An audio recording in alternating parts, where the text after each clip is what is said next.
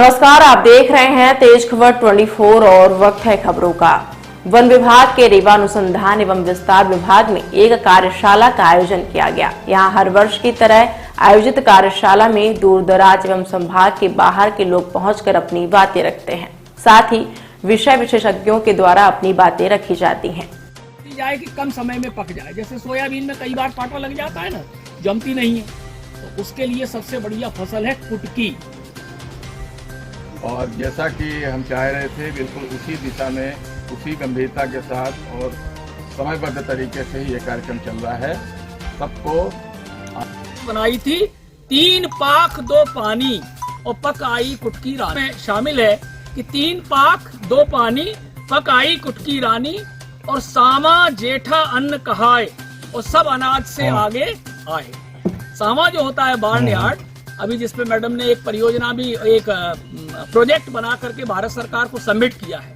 उस प्रोजेक्ट को अभी डिस्क्लोज नहीं कर सकते, वो एक सीक्रेट उसमें है, लेकिन मैं उसकी भूमिका तो बता सकता हूँ।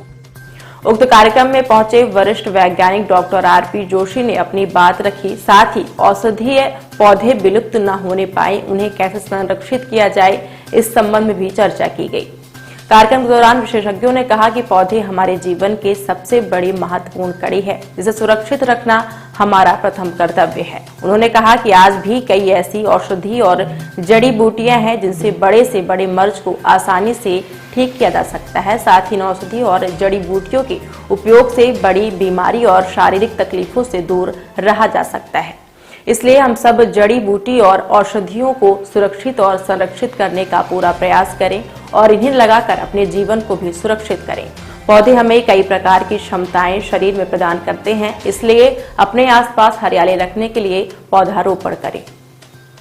ये वन विभाग मध्य प्रदेश शासन के अनुसंधान एवं विस्तार वृत्त, जिसको R&D कहते हैं, उसके द्वारा ये प्रतिवर्ष लगभग ये आयोजन किया जाता है और ये वैद्य सम्मेलन के रूप में यहाँ आयोजित होता है। यहाँ पूरे दूर दराज से, संभाग से और संभाग के बाहर से भी अनेक वैद्य आए हुए हैं और वो अपनी अपनी बात, क्योंकि हर एक व्यक्ति की अपनी कोई विशेषता होती है, वैद्य में भी कोई किसी गुण विशेष के लिए विशेष है, तो वो यहाँ शेयर करते हैं। इसके साथ ही साथ यहाँ विषय विशेषज्ञों के भी व्याख्यान होते हैं। उसी क्रम में मैं कृषि महाविद्यालय रीवा से प्रिंसिपल साइंटिस्ट, प्रमुख वैज्ञानिक डॉक्टर आरपी जोशी यहाँ व्याख्यान के लिए आया था, क्योंकि ये अंतरराष्ट्रीय मिलेट ईयर भी है और मैं, जिसको अपन लघु धान्य कहते हैं, जिसमें कोदो, कुटकी, रागी, सामा आते हैं, ये एक प्रकार से औषधि गुणों से युक्त होते हैं, है ना। इनमें अनेक ऐसे तत्व पाए जाते हैं, तो वो चीज भी यहाँ पर शेयर की गई कि कैसे हम आसानी से इनको वो कर सकते हैं और बचा सकते हैं, है ना। तो मेरा आपसे, आपके माध्यम से समाज से यही कहना है कि यहाँ जो मुख्य बात हो रही है कि औषधि पौधों के दोहन की स्थिति ना बने, कम से कम नौबत बने और हम उनका संरक्षण कैसे कर सकें। कुछ ऐसे बहुमूल्य औषधि पौधे हैं जो विलुप्त के कगार पर हैं। विलुप्ति के कगार पर जो हैं, उनमें हमको, पूरे समाज को, शासन तो कर ही रहा है प्रयास, सबकी जिम्मेदारी बनती है कि उनको संरक्षित किया जाए। उसमें ये सम्मेलन, ये आज की कार्यशाला एक बहुत अच्छा मील का पत्थर है। इस आयोजन के 2-3 उद्देश्य हैं।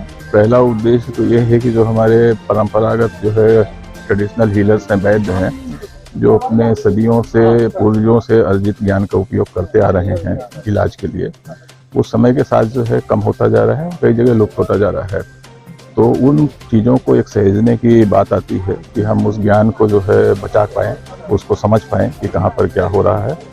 दूसरा, जो वन औषधि उपयोग होती है उनके इलाज में, उस औषधि को वो कहाँ से पाते हैं, वो औषधि की आज के क्षेत्र में जंगलों पे क्या स्थितियां हैं, कम हो गई या लुप्त हो गई या बच गई, वो हम लोग जानना चाहते हैं, क्योंकि उसके जानने के बाद ही हम लोग समझ पाएंगे कि वन औषधियों की अब जंगल में क्या पोजीशन बची है या हम कहाँ पर उसमें काम कर सकते हैं।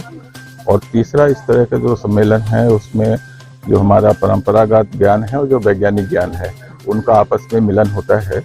तो चीज़ें जो हैं दोनों तरफ से आती हैं कि वो उनको समझते हैं, उनको समझते हैं, और कुल मिला के एक ऐसा माहौल बनता है जो आगे हमको एक दिशा दे सकता है।